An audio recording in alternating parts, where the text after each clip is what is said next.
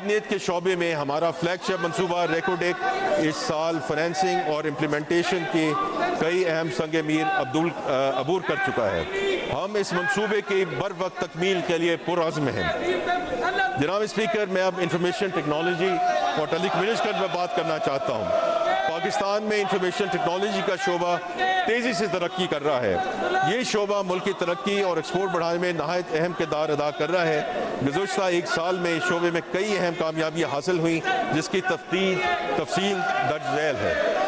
I T کے شعبہ کی برآمدات میں 20% سے زائد کی سالانہ شرح نمو سے بڑھ رہی ہیں۔ اس سال یہ برآمدات 4.5 ارب ڈالر تک پہنچنے کی توقع ہے۔ اس طرح یہ شعبہ برآمدات میں اضافے کے اعتبار سے سب سے تیزی سے بڑھنے والے شعبوں میں سے ایک ہے۔ اس سال مارچ میں 5G اسپیکٹرم کی کامیابی جسے دنیا کے سب سے بڑی اسپیکٹرم نیلامیوں میں شمار کیا جا رہا ہے۔ اس کے ذریعے 5 شہروں میں 5G سروس شروع ہو چکی ہے۔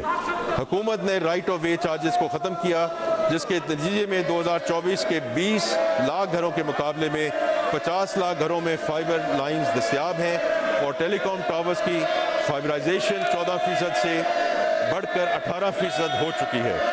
حکومت نے پاکستان کی پہلی نیشنل آرٹیفیشل انٹیلیجنس کی منظوری دی۔